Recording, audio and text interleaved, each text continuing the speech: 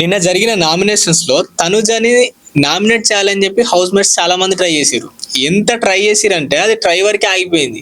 ఏంటంటే ఇప్పుడు ఇద్దరిని సెలెక్ట్ చేసుకొని దాంట్లో నామినేట్ చేయాలి అని అనుకున్నప్పుడు ఇక్కడ సంచాలక్ ఎవరైతే ఉన్నారో వారు తనుజనే సేవ్ చేసిరు అండ్ ఆపోజిట్ పర్సన్ ని నామినేట్ చేసిరు. అదంతా అయిపోయింది, ప్రాసెస్ అంతా అయిపోయింది అని చెప్పి అనుకునే లోపు బిగ్ బాస్ దివ్యకి కెప్టెన్ గా ఉన్న దివ్యకి ఒక స్పెషల్ పవర్ ఇచ్చారు, మీరు ఎవరినైనా నామినేట్ చేయండి డైరెక్ట్ గా అని చెప్పాను అన్నారు. సో దివ్య ఏం చెప్పింది, తనుజన్ సేవ్ అయింది అని అనుకునే లోపే కథం నా మీద తీసుకొచ్చి బండ వేసినట్టు నువ్వు తనుజన్ నామినేట్ చేసిన అని చెప్పేసి దివ్య చెప్పింది. సో దివ్య ఇక్కడ తనుజని నామినేట్ చేసేటప్పుడు ఒక పాయింట్ పెట్టింది, ఏంటంటే నీకు ఒక పర్సెప్షన్ ఉంది, ఆ పర్సెప్షన్ బాగా నమ్ముతా ఉన్నావు కానీ అది కరెక్ట్ కాదు. కానీ ఇక్కడ తనుజ చెప్పిన పాయింట్ నాకు నచ్చలేదు.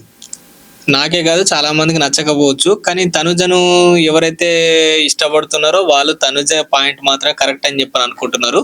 అది ఏంటంటే ఎవరి పాయింట్ ఆఫ్ వ్యూ అది, మీరు చూసే విధానం ఇది. సో అక్కడ తనుజ చెప్పింది ఏంటంటే, నేను భరణి గారిని నామినేట్ చేసినా కాబట్టి ఇప్పుడు నువ్వు నన్ను చేస్తున్నావు అని చెప్పి దివ్యానంది. సో అది కరెక్ట్ అయితే కాదు, ఎందుకంటే అప్పుడు తనుజ భరణి ఇద్దరు ఉన్నప్పుడు తనుజ కాకుండా తనుజను సేవ్ చేసి భరణి నామినేట్ చేసింది కూడా అప్పుడున్న సంచాలక్ దివ్యనే కదా. సో ఇప్పుడు తర్వాత మళ్ళీ నీకు నామినేట్ చేసే ఆ ఛాన్స్ వస్తుంది అని కూడా దివ్యకు తెలియదు. సో తెలియదు కాబట్టి దివ్య తనుజని నామినేట్ చేయాలని ఎలా అనుకుంటది, తనుజని చేయడం నాకు నచ్చలేదు. కానీ తర్వాత దివ్య మాట్లాడినప్పుడు దివ్య ఏదైతే మాట్లాడిందో అది 100% కరెక్ట్ అని నేను నమ్ముతున్నా. సరే దీని గురించి మీరేమంటారు, మీరు కూడా కామెంట్ చేయండి ఒకసారి.